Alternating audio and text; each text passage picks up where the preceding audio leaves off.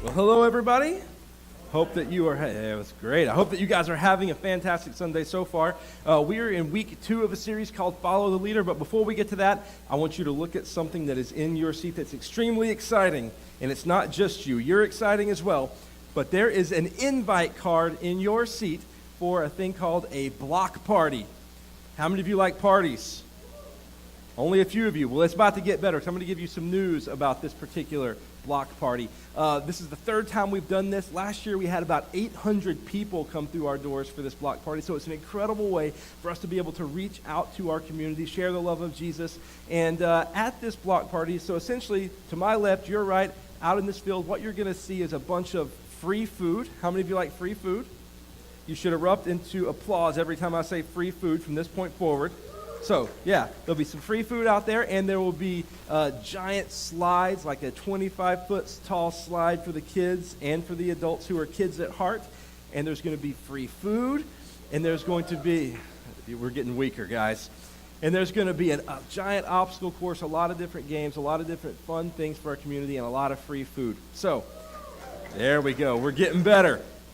So here's the cool thing about this day. It's an incredible opportunity for us to just really reach out to people all around us. And the best news of all is that you get to be a part of making this day happen. That's right. If you would like more information about how you can be a part of volunteering and helping out, whether it's setting up early, whether it's bringing food, serving food, making sure the kids don't fall off the back of that big slide, or if you're like, you know what, I just don't want to be around kids, I don't like kids, that's okay, because we need you too. We need people to yell at the kids when they start going towards the road. So everybody has an opportunity to be a part of this thing.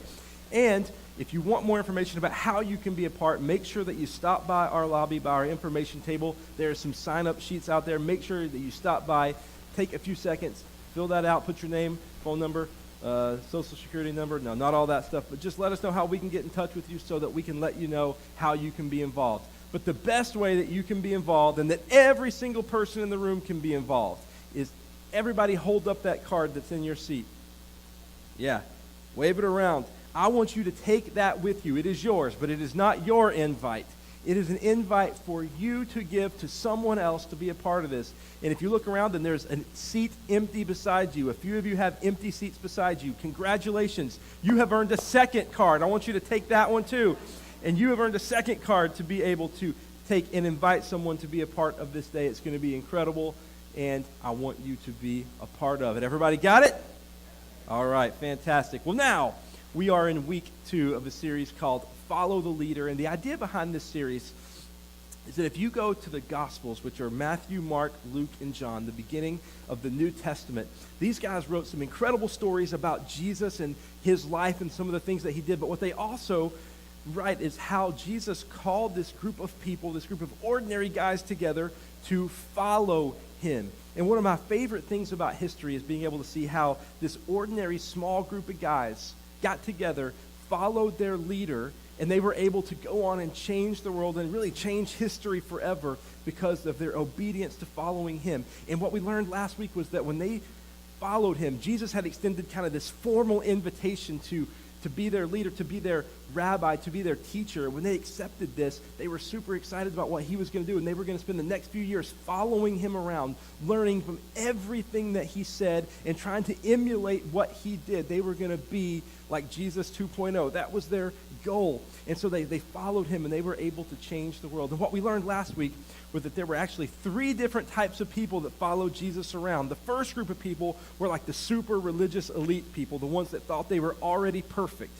And they would follow Jesus around, and their purpose in following Jesus around was that they wanted to trap him in his words. They wanted to trap him in something that he did or something that he said, to the point where they could have him arrested or thrown in prison. And so they would try to trap him, and eventually they did. And then there was this other group of people that followed Jesus around. This group of people was just the crowd. They were just there for the free stuff. They loved it when Jesus made free food. It took a while, but you guys are warming up. Scared me a little. Probably you too. All right. So when Jesus would do these miracles and do these crazy things, at that point they loved it. But when things started getting difficult, when things became hard, they would back away, they would go home, they were like, I don't want this Jesus thing anymore. That was the crowd. And then this third group of people that followed Jesus around, they were his disciples. They were the ones that were the closest to him and wanted to be like him. And my goal with this series, what I want more than anything else, is for all of us, for all of you and for me, to end this next series, that by the end of October, that we have committed that we are not going to be the crowd, we're not going to be the religious elite, although there are probably people from every single one of these groups sitting in this room today. We don't want to be that. What we want to be are people who are all in, ready to follow Jesus and try to emulate what he says and what he does. Not that we're always going to be perfect, but we want to be people who genuinely want to follow the leader. And I said that last week we had a Christianity crisis in our midst. We have a lot of churches that are full of people who say they believe the right thing and want to do the right thing, but they are not true followers of Jesus. They're just kind of here for the fun stuff, the free stuff, but they're not true followers. And what I want for all of you and what I want for me is for all of us to become real followers of Jesus, meaning that we want to be like the disciples, learn, grow, and become more like him. Everybody got it? All right, so I'll challenge you with something. I asked you to commit to this series. And what I mean by commit to this series is I would love for you to be here every single Sunday of this series, all the way through October, to learn these things. But if for some reason you wake up sick, I know you would never schedule anything on a Sunday morning, but if for some reason you woke up sick and you weren't able to be here, I want you to go and make sure that you find the week that you missed. You can watch it online on our YouTube channel, find it on Facebook. Go and watch what you missed. If you don't know what these things are, write on a card, I don't know what Facebook is, and we will help you figure out a way that you can watch it online. But I don't want you to miss a single Sunday of this series, so make sure you go and check it out. Week 1 from last week is already up. If you missed it, make sure you go watch it because I don't want you to miss a Sunday. So Jesus, after he had called some of these guys, he set them down on this mountainside to start probably what we would call his most famous sermon, his most famous talk. And he sets them down, and he starts this discourse with a question, or actually a solution to a question that every single person in this room has had at some point in their life. And it's an odd way for Jesus to start, but I think that Jesus knew that if we could get this one thing right, that if we could understand that this first thing that he's going to tell us, if we could really get that like in our skulls and we could really get that in our hearts, that it would change every other part of our lives. It would change the way that we were in relationship with other people. It would change the way that we do our jobs. It would change the way that we were with our neighbor. It would change everything if we could get this one thing right. And Jesus starts by answering this question that you have probably always wondered. And the question is, how can I be happy? Anybody ever wondered how to be happy? Guess not. But you know, it's funny. I know that this is extremely relevant in our culture. I think we all want to know how to be happy, how to have joy, how to find contentment and peace in our lives. I think it's something that everybody wants to know. As a matter of fact, when you start to Google, how can I be? Everybody ever use the Google Auto thing where it fills it in, autocomplete, where it fills it in? I know this is kind of hard to see, but I took a screenshot of this. It says, how can I be? Anybody tell me what that second one there says? Happy. How can I be happy? Sometimes sure and happy are, sometimes happy is the first one, but on the day that I did it, it was sure. But people search for this a lot. And, the fifth one there says, how, kind of full disclosure, I was actually Googling how can I become a model. But after doing some research, I decided against that. But this is something that people want to know. People are interested in. They spend millions of dollars. They buy books. We watch shows. We watch self-help. We try to figure out how can I be happy. And we look at what the world tells us. We look at all these different strategies. And what was so interesting is that Jesus had such insight into our souls that he knew 2,000 years ago the things that you would need, that I would need to have true joy, to have true peace, to have true happiness. And one of the things that's really weird to me is that we live in a culture where there are so many good things. We live in a time where there are so many incredible things out there. I mean, we have cars that will park themselves now. We have indoor plumbing. We have airplanes where you can take a ride that used to take like 20 years to go somewhere, and now you can do it in like 6 hours. We have so many, you can get news and information about what happened on the other side of the world in seconds. But yet people even though we have all this incredible stuff, see, people seem to be more miserable now than ever. Have you guys noticed that? You ever get on social media? I got on social media. I got on Facebook this morning at 4:30 a.m. just to see who I could find that might be complaining at that time of the day. And it didn't take me very long to find a few complaints. You guys want to hear the complaints that I read this morning at 4:30 a.m. on Facebook? You guys ready? Here are a few of the complaints that I read. People complaining about the weather. It's too hot. It should be colder. It's fall, for crying out loud. But yet these same people 3 weeks from right now are going to be complaining about how cold it is and wishing it was hotter, right? Because they're not happy with anything. People complain about politics and what politicians have said. People are complaining that no one helped with their daughter's baby shower. It wasn't me. People are complaining about the cost of health care. People are complaining about their flight delays. And this is my favorite one right here. People were complaining that their internet and cable was out. Let that sink in for a second. People are complaining on the internet about their internet being out. That's where we are. People complain about the dough of their pizza being too doughy. These are just some of the silly things that I read in about a 5-minute period of time this morning. There are some other serious ones and some ones that I can't repeat that I read as well. But we live in a time period where it just seems like everybody is unhappy about so many things. And you know what's even more scary about this, what kind of really concerns me, is that it seems like so many people who are a part of churches, so many people who say that they're Christian people and believe in Jesus, they're so miserable. They seem so unhappy. They seem to always have a problem, like something's going on in their lives. And I want to think if there are a group of people in the world who should not be miserable, it should be people who believe in the power and the hope of Jesus in their life. But for some reason, we just get miserable. And I think the reason is because we've lost sight of what Jesus told us would truly make us happy and bring us contentment in our life. And we've exchanged it for something that only leads to sorrow and leads to uncertainty. So are you guys ready to find out what Jesus said would make you happy? We got to get some energy in the room. We're going to learn it anyway. So if you have your Bible, we're going to be in Matthew chapter 5 here in just a second. But I know what you're probably thinking right now. I'm talking about being happy, and I'm talking about, you're probably thinking, oh great, here we go. The pastor's just going to tell us Jesus. That's the only thing you need to know.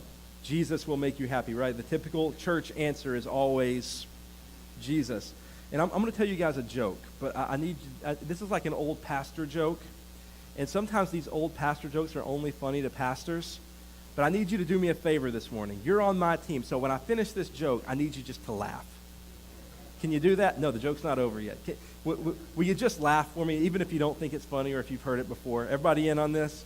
Okay, so there was a Sunday school teacher a long time ago who was trying to teach her kids about preparation and what it means to be prepared. And she was going to start describing something, and she wanted them to raise their hand when she described it, when they figured out what it was. And she said, okay, this is something that lives in a tree and stores acorns and nuts throughout the winter. And everybody just sat quietly, silently. And she said, okay, it's gray and it has a big bushy tail. And the kids just sat there quiet. And finally, somebody raised their hand. One of the kids said, look, I know the answer is supposed to be Jesus, but it sounds like a squirrel. Okay, good. You laughed. Thank you. That was pathetic. That was just to make sure you're awake. I'm getting some looks from people right now like he just did that. Okay, so this is what Jesus tells us. It's actually a little more complex than just Jesus. Jesus gives us some incredible insight into what it means to be happy. The word that he uses here, he's going to start this discourse and he's going to say, blessed are, and he's going to name a particular type of person. But if you translate that word literally from the Old Testament language, it literally means happy. Jesus got up on a hillside and he started his most famous sermon with, here's how you be happy. And this is what he said. He said, now, when Jesus saw the crowds, he went up on a mountainside and sat down. His disciples came to him, that's a small group, and he began to teach them. He said, blessed or happy are the poor in spirit, for theirs is the kingdom of heaven. And I tried to come up with like one sentence that would try to really make all these things make sense, because we've got 8 things to go through in a very short period of time. And so I wanted to be able to try to make sense of all these in a way that we could fully understand. And so I did some research, and basically what being poor in spirit means. Poor in spirit means that you embrace daily dependence on God for all that you need. Now, this is very contradictory to everything that you know about in our culture. People tell you that they want to be able to have they want to have everything figured out for their whole life and be able to figure, like, we want to be rich in spirit, or at very least middle class in spirit, right? We don't want to be poor in spirit because we don't want to have to rely on things. See, there are two different words that are used in the New Testament for poor. The first word that's used for poor are like people who are just making it by. They've got just enough to be able to eat and pay their bills. Today we call these people college students, right? They're barely making it by.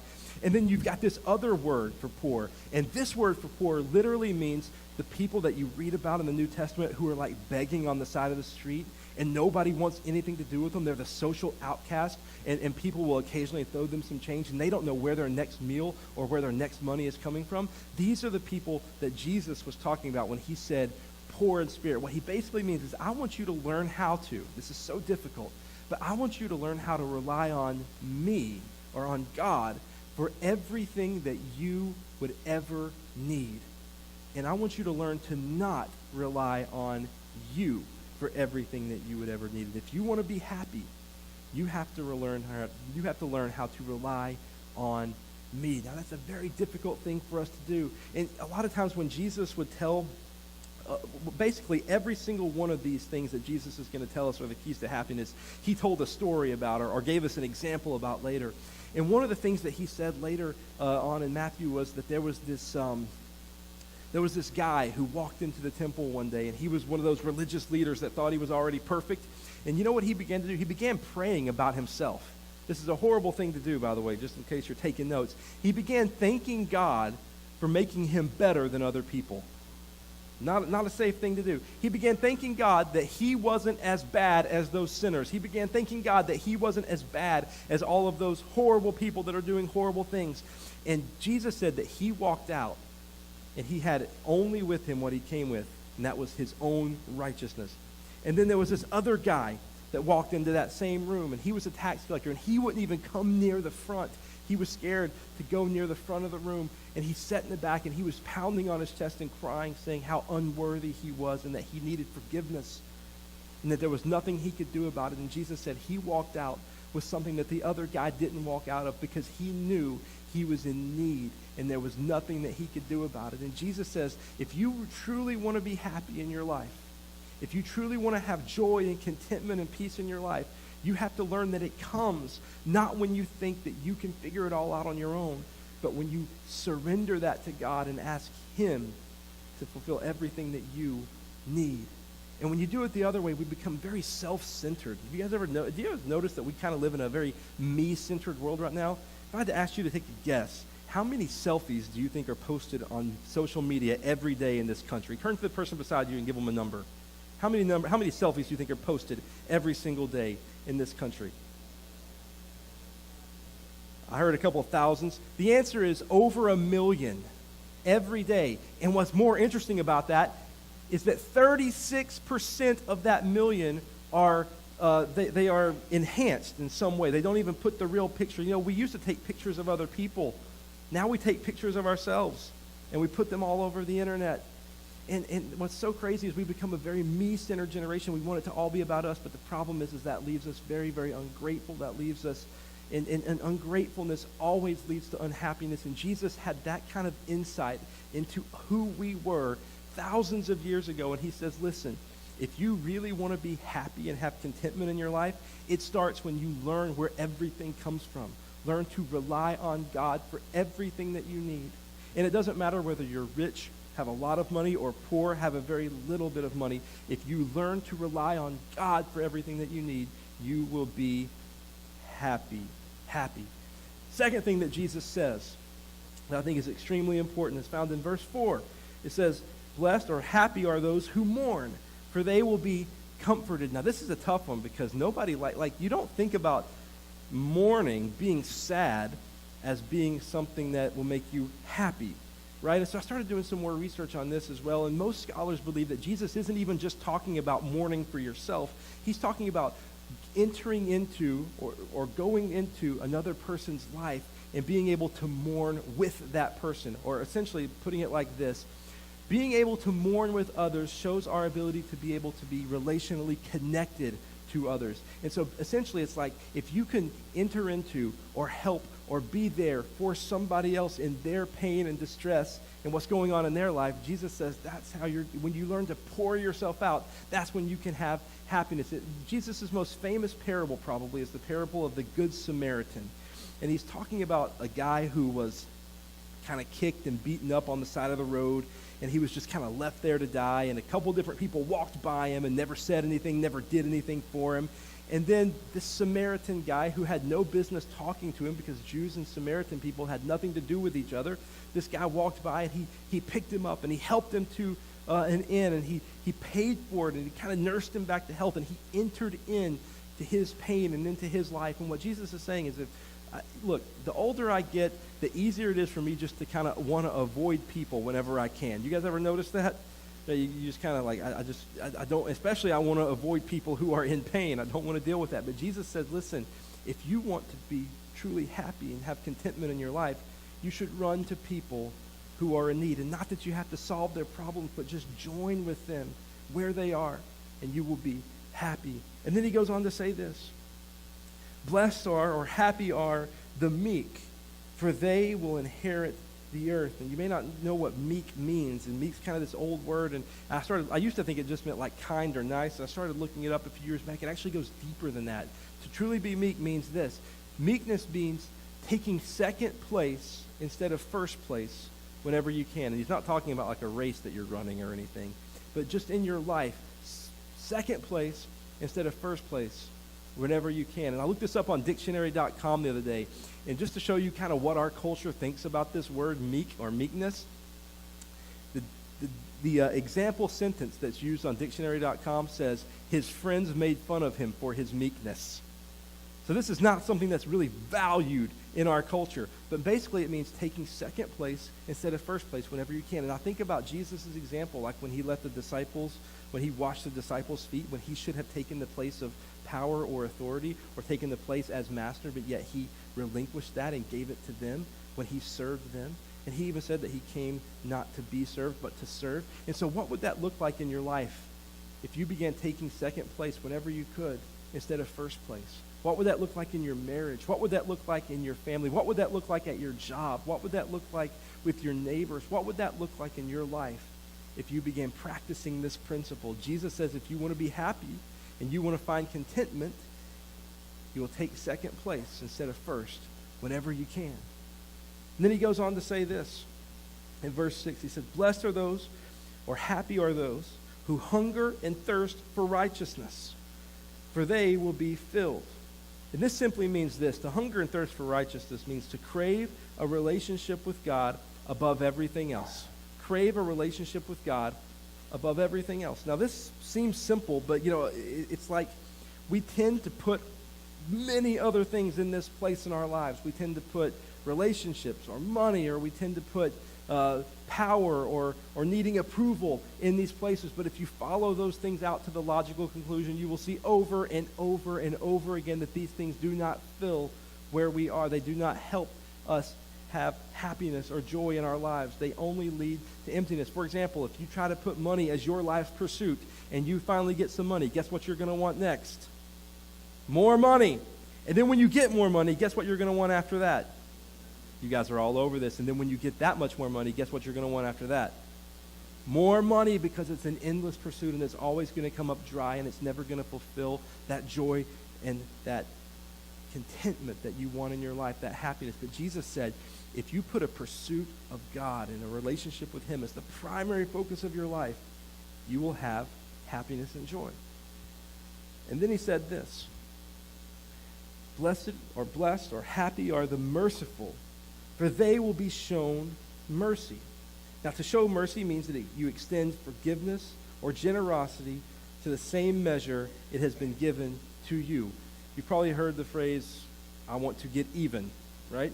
And that's kind of the way that we tend to think. When something happens to us, you know what we do? We want to get even. We want to get revenge. We want to make it right because that's just who we are. But Jesus said that's never going to make you happy. What's going to make you happy is if you show mercy and forgiveness and generosity, even when maybe they don't deserve it, even when you've been wronged. I think about the thing that Jesus told, a parable that Jesus told about a guy who owed somebody 10,000, it was this thing called talents, but we'll just say dollars because that makes more sense. $10,000. Let's make it $100,000 just to make it more interesting.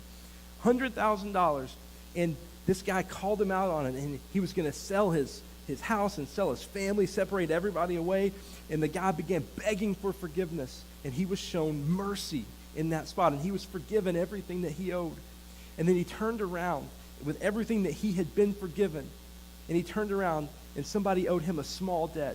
And he had him thrown in prison and said, no, I'm not going to forgive you for what you did for me. And Jesus said, that's not the way this works. If you truly want to have happiness and joy in your life, learn to have mercy for people where they are rather than trying to get even or revenge. How would that change the way that you related with people in your life? How would that change your marriage? How would that change your kids, your job? How would that change that person that cuts you off in traffic?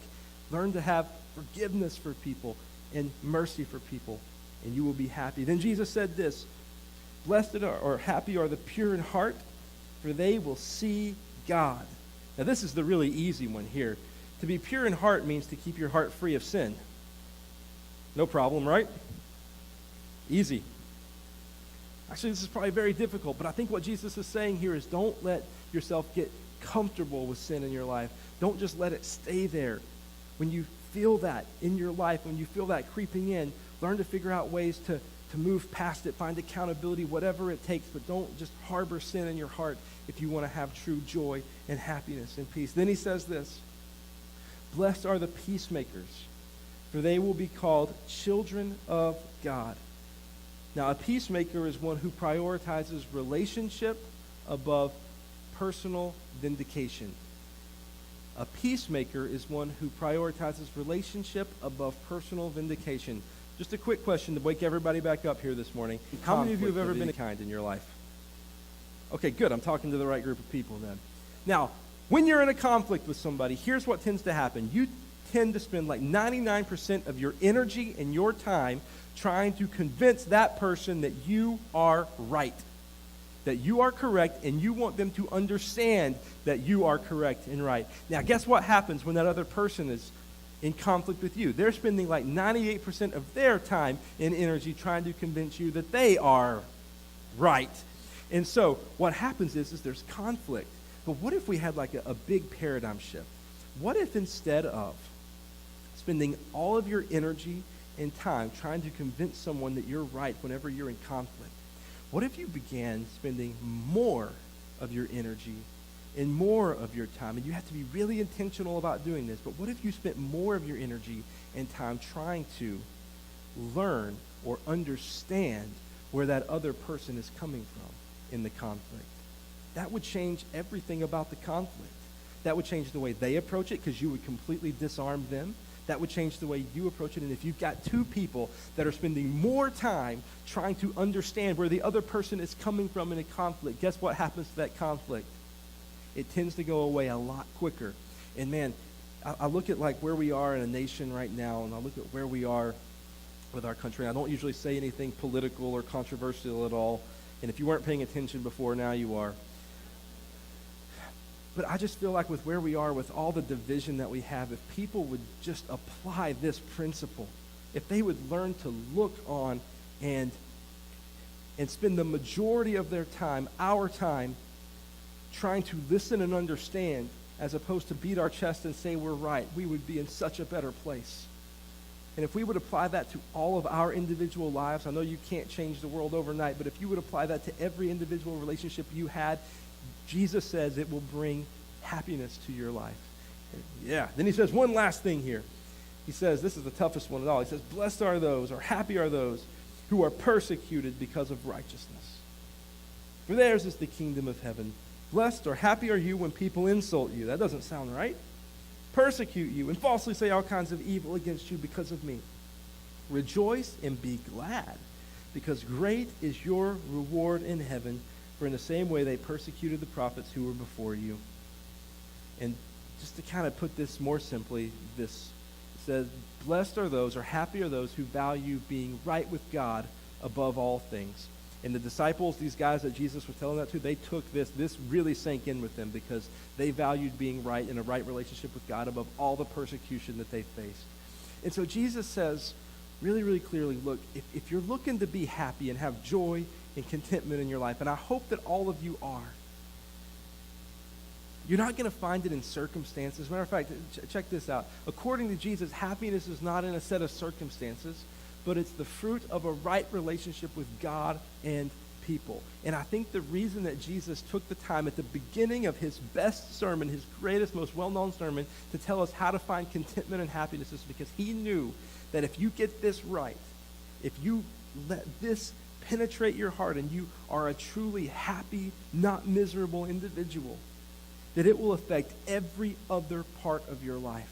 It will affect every relationship that you have. It'll affect the way that you work. It will affect the way that you deal with your children. It will affect the way that you deal with your family. Every single part of this, of your life, will be affected by whether or not you have joy and contentment in your life. And so Jesus says, if you want to be happy, follow me and follow what I say. And so my encouragement to you this week is to go back through Matthew chapter 5 and read those over again. And if you want to have true happiness and joy in your life, begin putting those things into place. Let's pray together. Father, thank you so much for everything that you do, for who you are, for what you've taught us. And God, I pray that we would take seriously what you've said, that if we want to find joy and contentment in our lives, and that's something that we need, even if we're facing chaos, even if our circumstances are not good, God, I pray that we would find joy and peace and happiness following you and what you've said. God, put that on our hearts this week. In Jesus' name we pray. Amen. You guys have a great Sunday. We will see you back next week at 9 or 10:30. Have a great day, guys.